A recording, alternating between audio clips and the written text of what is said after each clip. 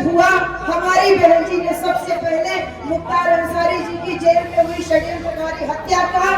की निष्पक्ष जांच की मांग की और सिर बन गया, बहुत अच्छी बात है। लेकिन जिस दिन बाबरी मस्जिद बनेगी उस दिन सबसे पहले अगर आगे कोई खड़ा होगा तो बहुजन समाज पार्टी का ये सिपाही खड़ा होगा।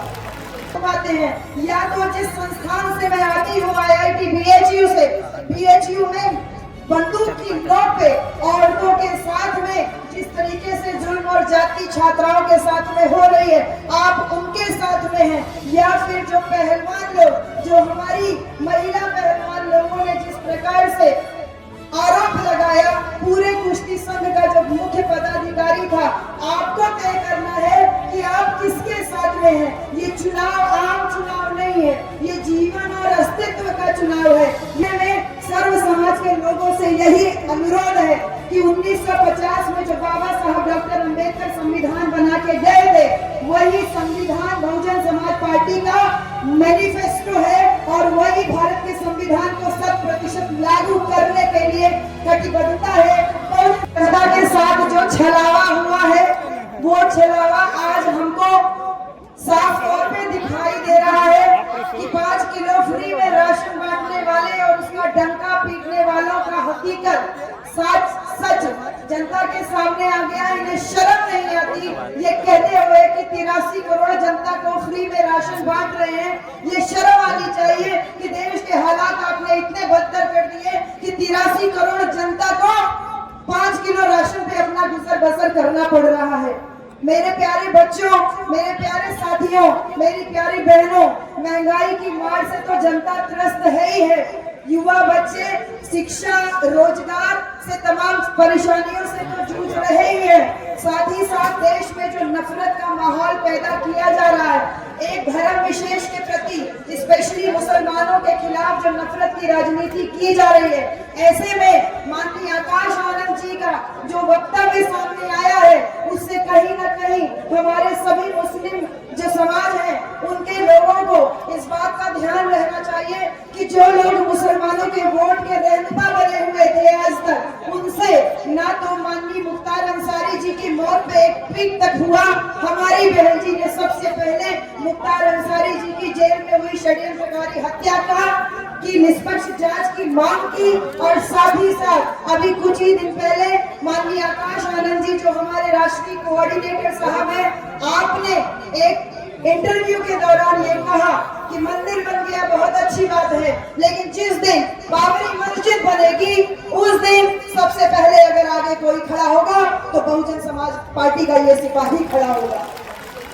ये देख लीजिए नफरत की राजनीति करने वालों के लिए कितना करारा तमाचा है कि एक नौजवान जो पूरी तरीके से बहुजन वैचारिकी से लैस है, उसके दिमाग में पूरा खाका खींचा हुआ है बहुजन महापुरुषों की विचारधारा का। ऐसे में सभी मुसलमान साथियों से अनुरोध है कि आपको किसके साथ जाना है, ये आपको तय करना है। जो नमाज भरी भीड़ में नमाज पढ़ने वालों पे लात चलाते हैं, या फिर मणिपुर जैसी जगहों पे औरतों को नंगा करके घुमाते हैं, या तो जिस संस्थान से मैं आती हूँ IIT BHU से, BHU में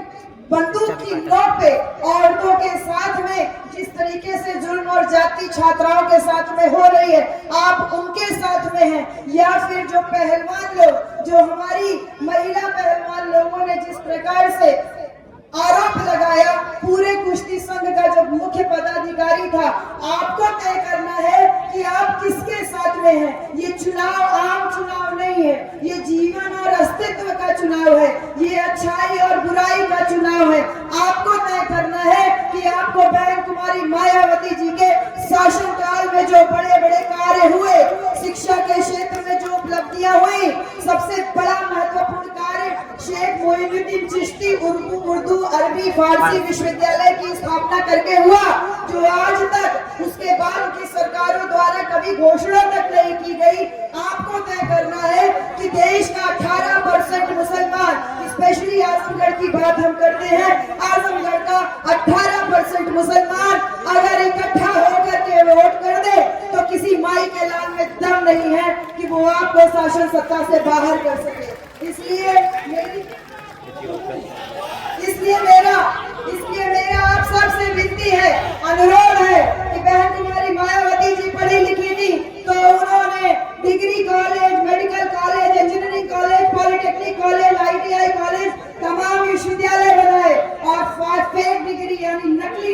बनाने वालों ने केवल आज तक झूठ बोला। तो झूठ का पर्दाफाश हो चुका है और ये साफ सच सामने आ गया है। चुनावी चंदे के नाम पे जो धन उगाही की गई, ये पता चल रहा है कि देश की वर्तमान वित्त मंत्री के पतिदेव स्वयं कह रहे हैं कि इलेक्टोरल बॉन्ड घोटाला दुनिया का सबसे बड़ा घोटाला है। और माननीय बहन जी के साथ जब मेरी मुलाकात हुई 21 मार्च को, उन्होंने हमारे सामने साफ साफ तौर पे इन सारी बातों पे चर्चा किया और ये कहा कि अगर पूंजीपति लोगों से आप सहारा लोगे तो आपको उनका इशारा मानना पड़ेगा। हमारी बहन जी ने अकेली ऐसी पार्टी है बहुजन समाज पार्टी जिसने किसी भी पूंजीपति धंधा सेठ से 1 रुपया कभी चंदा नहीं लिया, तो उनका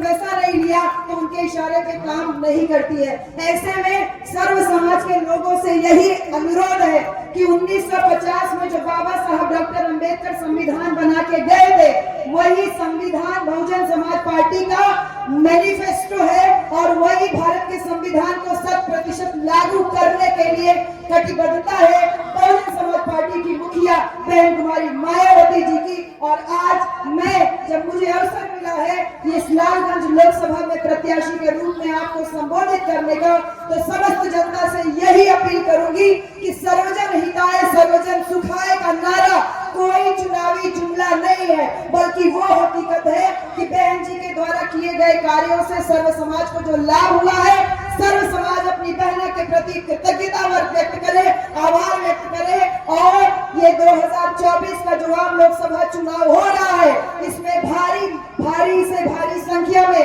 बहुजन समाज पार्टी का हाथी के सामने वाला बटन दबा करके बहन कुमारी मायावती जी को पीएम बनाने का रास्ता साफ करे। इन्हीं सारी बातों के साथ में मैं ये बात और कहना चाहूंगी उन तमाम पिछड़े समाज के भाइयों से कि जो पिछड़े समाज की बात हमारे माननीय लोहिया जी कहते थे कि मेरी पार्टी ही मेरा परिवार है, लेकिन मुसलमानों के रहनुमा बने रहने वाले लोगों ने ये कह दिया कि मेरा परिवार ही मेरी पार्टी है। इसलिए सावधान हो जाइए, ऐसे तमाम पीढ़ियों के रूप में जुमले जो आपके बीच में पहुंचाए जा रहे हैं। एक भी मुसलमान को राज्यसभा भेजने का साहस नहीं हुआ। मुसलमानों के खिलाफ हो रहे अत्याचार के खिलाफ बोलने का किसी के अंदर साहस नहीं है साहस तो सिर्फ और सिर्फ बहन कुमारी मायावती जी में। तो बहन जी के शासन रीतियों और नीतियों में आस्था और विश्वास व्यक्त कीजिए और जहाँ जहाँ भी आपको मौका मिले, लालगंज और आजमगढ़ की जनता,